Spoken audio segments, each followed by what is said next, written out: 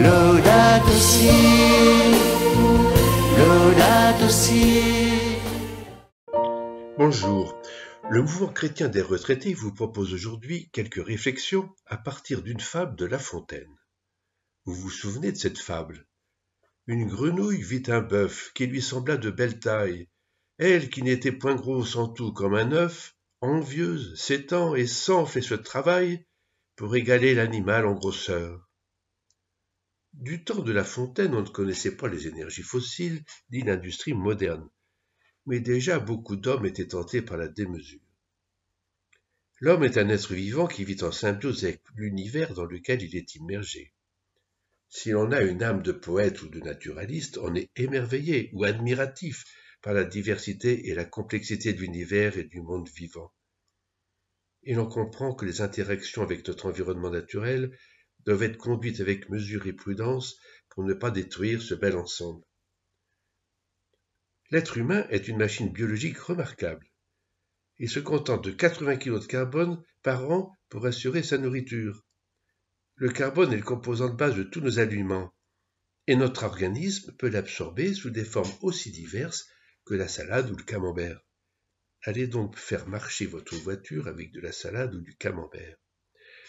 Les animaux et les humains consomment divers produits organiques et ils restituent du gaz carbonique et des déchets organiques.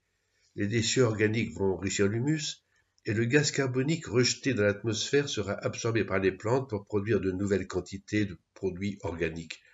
Et le cycle est équilibré. Avec l'ère industrielle, l'emploi des énergies fossiles génère aussi des émissions de gaz carbonique. Mais ces quantités sont considérables et sont en trop pour le cycle naturel du carbone. La nature ne peut pas les absorber. Une partie s'accumule dans l'atmosphère, ce qui accroît l'effet de serre et entraîne le réchauffement climatique. Une autre partie est absorbée par les océans, ce qui accroît l'acidité des eaux de mer avec des conséquences importantes sur la vie marine. Si les besoins physiologiques de l'homme sont de l'ordre de 80 kg de carbone par an, en revanche, ceux des machines qui nous entourent sont considérables. 80 kg de carbone, c'est tout juste 100 litres d'essence pour la voiture, ou 3 heures d'avion pour un passager. Avec l'emploi des énergies fossiles, les humains ont multiplié leurs besoins de carbone et leurs émissions de gaz carbonique par un coefficient moyen de plus de 20 et qui dépasse 100 pour une partie de nos concitoyens. Nous avons 1000 raisons de nous féliciter des progrès techniques, mais cela ne justifie pas la démesure atteinte par notre environnement mécanique. La grenouille de La Fontaine voulait se faire aussi grosse que le bœuf, mais une partie des humains modernes ne sont-ils pas devenus d'énormes dinosaures mécaniques? À bientôt. Laudato si, Laudato si. Vous avez aimé ce podcast? N'hésitez pas à le partager autour de vous.